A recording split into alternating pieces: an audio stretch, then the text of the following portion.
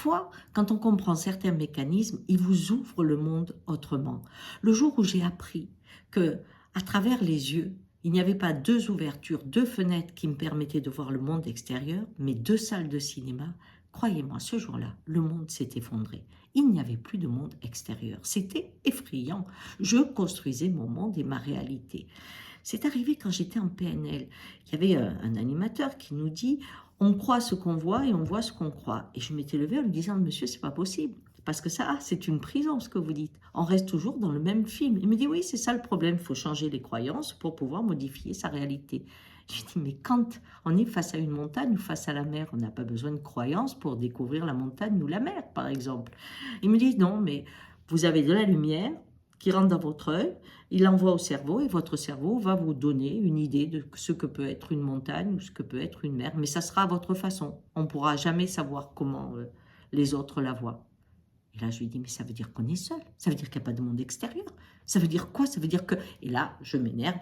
Il dit, vous êtes trop dans l'émotion, sortez et allez vous calmer, vous reviendrez après. Donc, je sors. Bon, ce schéma, je le connaissais. Hein. Je l'avais eu avec le pasteur, je l'avais eu avec l'école. Je suis souvent dehors. Parce que dès que des mots me touchent ou des nouvelles connaissances passent, moi, mon corps, il réagit. Mais il réagit vraiment. Et je vais dans l'endroit où j'avais l'habitude de me réfugier.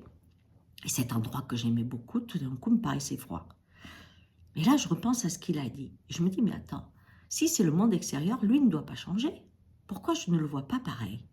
Et je réalise que mon état intérieur était en train de modifier ma réalité extérieure. Et je me rappelle, à la mort de mon père, c'est là où j'avais vraiment senti combien tout me paraissait froid quand on a traversé la ville. Les gens, les magasins, tout était comme si c'était un autre monde que moi, que je ne faisais pas partie de ce monde. Mais de la même façon, quand je suis en joie, cette impression que je suis le monde, que les gens vont bien, que c'est gai, qu'on va s'en sortir.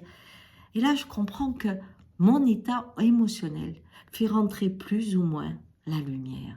Et que cette lumière, puisqu'elle est le fondement de ma réalité, est touchée par ma lumière intérieure que j'anime, qui est la porte qui s'ouvre. Et plus j'allais dans les exemples où il y avait l'amour, plus je trouvais le monde beau. Plus j'étais dans des états dépressifs ou de souffrance, plus le monde se fermait et devenait froid. Et ça a été la rencontre. Alors, quand je suis revenue, bien entendu, il m'a dit, écoutez, il faut qu'on parle. Vous prenez la formation, ce sont des outils pour une thérapie. Et là, je l'ai regardé et je lui ai dit, non, monsieur, parce que pour moi, l'outil, c'est moi. Et vous, vous mettez des mots et des choses, moi, je les incarne et je les vis et je fais ma réalité, bien sûr. Ciao.